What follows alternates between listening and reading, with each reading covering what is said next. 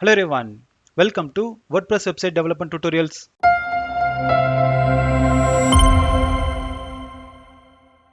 இந்த வீடியோவில் நாம் WordPress ஓட பேசிக்ஸ் ஆன செக்ஷன் அப்படின்னா என்ன, அப்புறம் இன்னர் செக்ஷன் அப்படின்னா என்ன, அப்புறம் காலம்ஸ் அப்படின்னா என்னன்னு சொல்லிட்டு தான் நம்ம இன்னைக்கு டீடைல்டாக ஒன் பை ஒன்னாக பார்க்க போகிறோம். ஸோ நீங்கள் ஒரு WordPress டெவலப்பர் ஆகணும் அப்படின்னா இந்த 3 டாப்பிக்கும் ரொம்ப கிளியராக நீங்கள் தெரிஞ்சு வச்சுக்கணும். ஏன்னா இதில் நிறைய லாஜிக்ஸை யூஸ் பண்ணி தான் ஒரு கிரியேட்டிவ் வெப்சைட்டை நம்மளால பில்ட் பண்ண முடியும். அப்புறம் ரீசெண்டாக எலிமெண்டர் கொண்டு வந்த அப்டேட்டில் ஃப்ளெக்ஸ்பாக்ஸ் கண்டெய்னர் அப்படின்ற ஒரு அடிஷனல் ஃபீச்சர் வந்து கொண்டு வந்திருக்காங்க. ஸோ அதை பற்றியும் நம்ம லாஸ்ட்டில் ஷார்ட்டாக பார்ப்போம். ஏன்னா ஃபர்ஸ்ட் இந்த பேசிக் கான்செப்டை நீங்கள் கிளியராக புரிஞ்சுக்கிட்டீங்க அப்படின்னா ஃப்ளெக்ஸ்பாக்ஸ் கண்டெய்னர் ஃபீச்சரையும் நீங்கள் ஈஸியாக புரிஞ்சிக்க முடியும். ஸோ டிஃபால்ட்டாக எலிமெண்டர் நீங்கள் இன்ஸ்டால் பண்ணீங்க அப்படின்னா இப்போ ஃப்ளெக்ஸ்பாக்ஸ் கண்டெய்னர் ஆக்டிவேட் ஆகி தான் வந்திருக்கும். ஸோ இதை ஒர்க் பண்ண அந்த ஃபீச்சரை நீங்கள் டர்ன் ஆஃப் பண்ணிடுங்க. அதுக்கு உங்களுடைய டேஷ்போர்ட் போயிட்டு எலிமெண்டரில் செட்டிங்ஸை கிளிக் பண்ணுங்க. இப்போ ஃபீச்சர்ஸ் டேபை கிளிக் பண்ணுங்க. இங்கே ஸ்க்ரோல் டவுன் பண்ணீங்க அப்படின்னா கிரிட் கண்டெய்னர் அப்படின்ற ஒரு ஆப்ஷன் வந்து கொடுத்துருப்பாங்க. இதில் டிஃபால்ட்ல இருந்து இன்ஆக்டிவ்க்கு நீங்கள் மாற்றிட்டு சேவ் பண்ணிடுங்க. சரி வாங்க இப்போ செக்ஷன் அப்படின்னு என்னன்னு சொல்லிட்டு டீட்டெயில்டாக பார்ப்போம். இதுக்கு நான் ஒரு பேஜை கிரியேட் பண்ணுறேன்.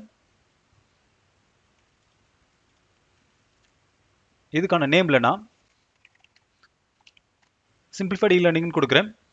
அடுத்து டெம்ப்ளேட்டில் 4 ஆப்ஷன் உங்களுக்கு கொடுத்துருப்பாங்க. ஒன்று டிஃபால்ட் டெம்ப்ளேட், அப்புறம் எலிமெண்டர் கேன்வாஸ், அதுக்கப்புறம் Elementor full width, last one theme. So first one default டெம்ப்ளேட்டில் பார்த்தீங்க அப்படின்னா நீங்களே கஸ்டமைஸ்டாக செக்ஷன்ஸ்க்கு நடுவில் எவ்வளோ பேடிங் இருக்கணும், எவ்வளோ மார்ஜின் இருக்கணும் அப்படின்றத கஸ்டமைஸ் பண்ணிக்க முடியும். அதே மாதிரி காலம்க்கு நடுவில் எவ்வளோ மார்ஜின் இருக்கணும், இது எல்லாமே நீங்கள் கஸ்டமைஸ் பண்ணிக்க முடியும். ரெண்டாவது எலிமெண்டர் கேன்வாஸ். ஸோ இது பார்த்தீங்க அப்படின்னா ஒரு ஸ்டாண்ட் அலோன் பேஜாக ஒர்க் ஆகும்.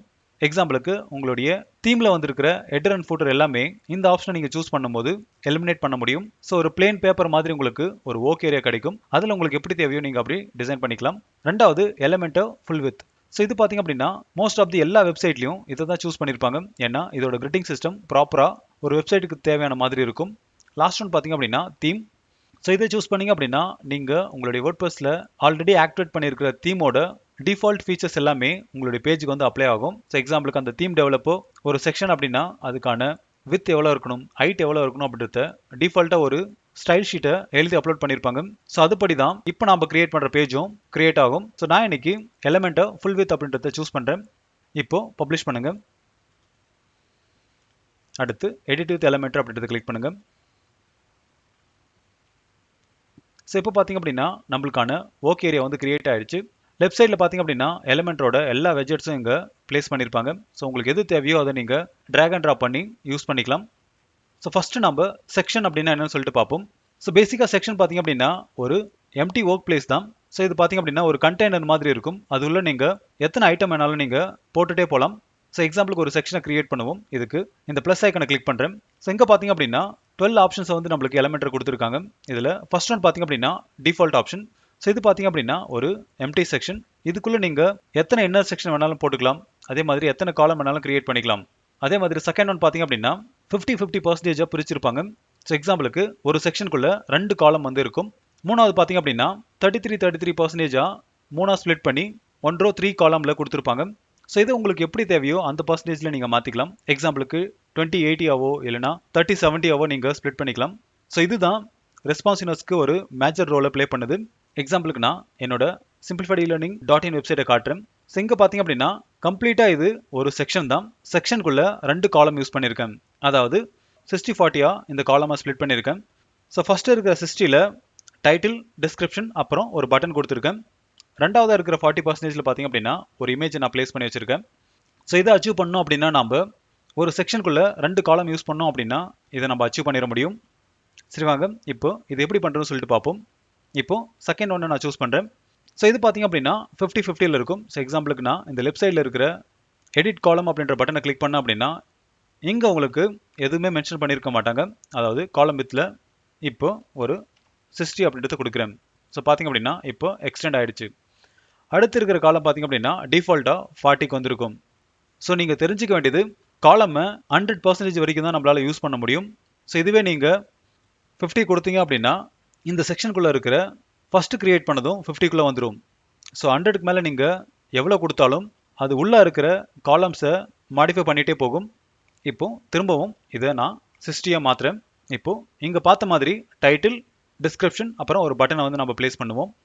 இதுக்கு இந்த ஹேம்பர்கரை கிளிக் பண்ணுங்க. இப்போ டைட்டிலுக்கு இந்த ஹெட்டிங் அப்படின்றத ட்ராக் பண்ணுங்க. டிஸ்கிரிப்ஷனுக்கு டெக்ஸ்ட் எடிட்டர் அப்படின்றத ட்ராக் பண்ணி விடுங்க. அடுத்து ஒரு பட்டன். ஸோ பட்டனுக்கு இந்த பட்டனை ட்ராக் பண்ணி விடுங்க. ஸோ இந்த ஸ்டைலிங் பார்ட் எல்லாமே நம்ம ஃபியூச்சர் வீடியோஸில் ஒன் பை ஒன்னாக பார்க்க போகிறோம்.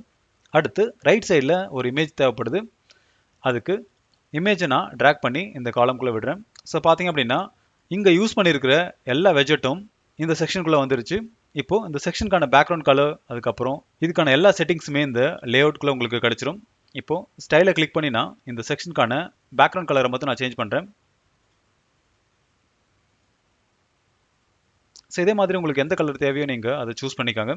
அடுத்து இந்த காலமில் இருக்கிற கண்டென்ட்டை நீங்கள் நிறைய விதத்தில் மாடிஃபை பண்ண முடியும். ஸோ எக்ஸாம்பிளுக்கு இந்த காலமை கிளிக் பண்ணிவிட்டு நீங்கள் வெர்டிக்கல் அலைனில் இங்கே கொடுத்துருக்கிற ஆப்ஷனை எதை வேணால் நீங்கள் யூஸ் பண்ணலாம். ஸோ எக்ஸாம்பிளுக்கு நான் மிடில் அப்படின்றது கொடுத்தேன் அப்படின்னா மொத்த கண்டென்ட்டுமே அந்த காலமோட மிடிலுக்கு வந்துடும். அதே மாதிரி தான் நீங்கள் பாட்டம், அப்புறம் ஸ்பேஸ் பிட்வீன், அப்புறம் ஸ்பேஸ் அரௌண்ட் இதெல்லாமே நீங்கள் கொடுத்து ட்ரை பண்ணுங்கள்.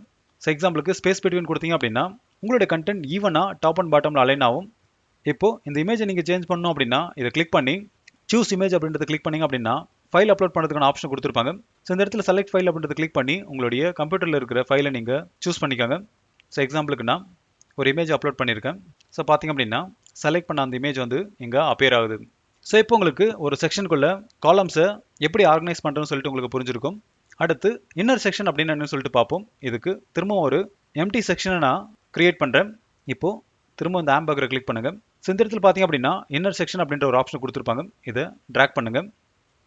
ஸோ இதுக்குள்ளே நீங்கள் திரும்பவும் உங்களுக்கு எத்தனை காலம் வேணுமோ அதை நீங்கள் கிரியேட் பண்ணிக்கலாம். ஸோ டிஃபால்ட்டாக இங்கே 2 காலம் வந்து வந்திருக்கும். ஸோ நம்ம ஃபஸ்ட்டு கிரியேட் பண்ண செக்ஷன் பார்த்தீங்க அப்படின்னா ஒரு செக்ஷனுக்குள்ளே காலம்ஸை டைரெக்டாக யூஸ் பண்ணியிருந்தோம். இப்போ ஒரு செக்ஷனுக்குள்ளே திரும்ப ஒரு இன்னர் செக்ஷன் யூஸ் பண்ணியிருக்கோம். இது எதுக்கு அப்படின்னா உங்களுடைய கண்டென்ட்டை ஆர்கனைஸ்டாக வச்சுக்கதான். ஸோ எக்ஸாம்பிளுக்கு நீங்கள் ஒரு செக்ஷனுக்குள்ளே எத்தனை இன்னர் செக்ஷன் வேணாலும் நீங்கள் கிரியேட் பண்ணிகிட்டே போகலாம். ஸோ எக்ஸாம்பிளுக்கு நான் திரும்பவும் ஒரு இன்னர் செக்ஷனை ட்ராப் பண்ணுறேன். அகெயின் திரும்பவும் இன்னொன்று நான் ட்ராப் பண்ணுறேன்.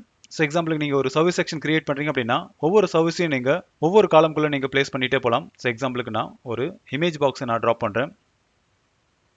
ஸோ இதை நீங்கள் ஒரு சர்வீஸாக கிரியேட் பண்ணிக்கலாம். ஸோ அதே மாதிரி இதை காப்பி பண்ணி இங்கே நான் பேஸ்ட் பண்ணுறேன். ஸோ இதே மாதிரி நீங்கள் ஒவ்வொரு சர்வீஸையும் நீங்கள் இதுக்குள்ளே ப்ளேஸ் பண்ணிகிட்டே போகலாம். ஸோ மெயினாக இது சர்வீஸ் செக்ஷன் இல்லைனா ப்ராடக்ட் செக்ஷனுக்கு இந்த மாதிரி நீங்கள் கிரியேட் பண்ண வேண்டியிருக்கும்.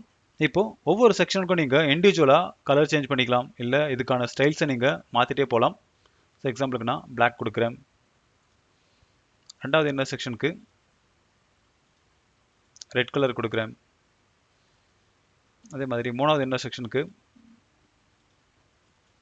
ஒரு டார்க் ப்ளூ கலர் கொடுக்குறேன்.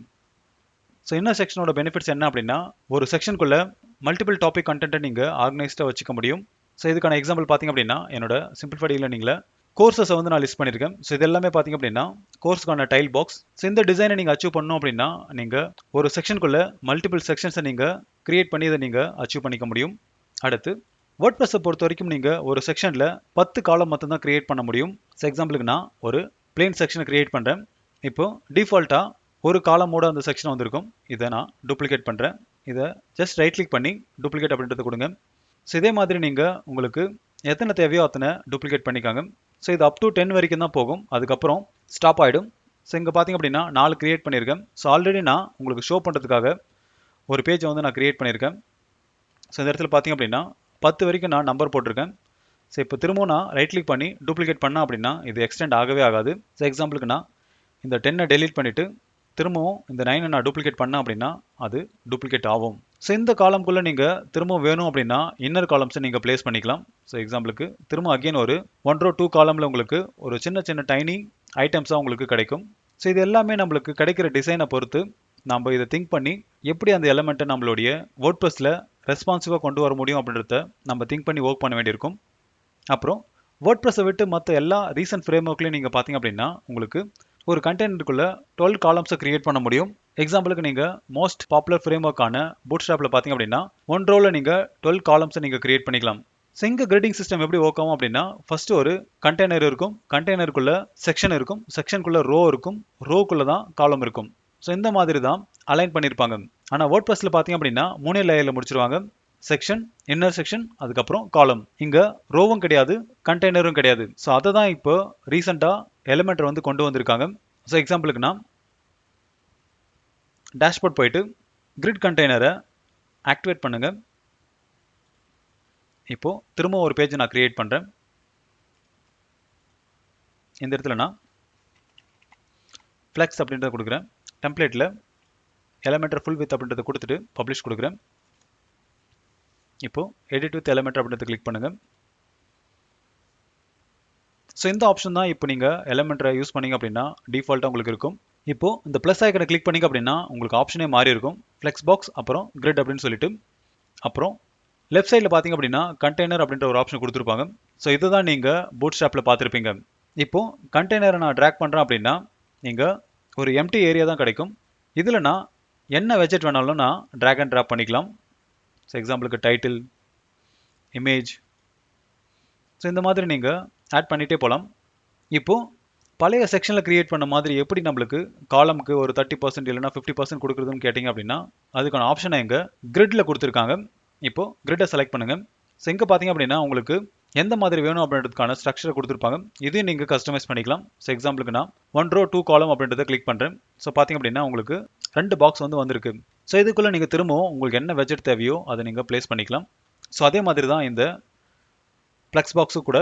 ஸோ இதில் நீங்கள் ஆப்ஷன்ஸ் வந்து உங்களுக்கு கொடுத்துருப்பாங்க. ஸோ நீங்கள் ஒவ்வொரு கண்டெய்னரை நீங்கள் ஆட் பண்ணும்போது அது 1 down 1 வரணுமா இல்லைனா 1 after 1 வரணுமா, அப்படி இல்லைனா நம்ம ஆல்ரெடி பார்த்த மாதிரி 50-50%லையா இல்லைனா 30-70யா இல்லைனா ஈக்குவலாக 25% வேணுமா. ஸோ இந்த மாதிரி நிறைய ஆப்ஷன்ஸை கொடுத்துருப்பாங்க. உங்களுடைய டிசைனுக்கு எது இதில் சூட்டபுளாக இருக்கோ அதை சூஸ் பண்ணி அதுக்கான எலமெண்ட்டை நீங்கள் லெஃப்ட் சைட்லேருந்து ட்ராக் அண்ட் ட்ராப் பண்ண வேண்டியது தான். ஸோ இது ஃபஸ்ட் டைம் பார்க்க உங்களுக்கு காம்ப்ளெக்ஸாக தான் இருக்கும். ஆனால் நம்ம அப்கமிங் டேஸில் ஒவ்வொரு செக்ஷனை நம்ம டீட்டெயிலாக பார்க்க போகிறோம். அப்போ உங்களுக்கு இது ரொம்ப ஈஸியாகவே தெரியும். ஸோ இப்போ உங்களுக்கு செக்ஷன் அப்படின்னா என்ன, அப்புறம் என்ன செக்ஷன் அப்படின்னா என்ன, அப்புறம் காலம் அப்படின்னா என்னன்னு சொல்லிட்டு உங்களுக்கு புரிஞ்சிருக்கும். இன்கேஸ் இதில் ஏதாச்சும் டவுட் இருந்துச்சு அப்படின்னா கமெண்ட் செக்ஷனில் கமெண்ட் பண்ணுங்கள். அதுக்கான சொல்யூஷன் கண்டிப்பாக நான் உங்களுக்கு தரேன். இன்னும் நீங்கள் நம்ம சேனலை சப்ஸ்கிரைப் பண்ணல அப்படின்னா சப்ஸ்கிரைப் பண்ணிக்காங்க. அப்போ தான் நான் அடுத்த போகிற வீடியோஸ் எல்லாமே உங்களுக்கு சீக்கிரமாக ரீச் ஆகும். தேங்க்யூ ஃபார் வாட்சிங் and have a good day.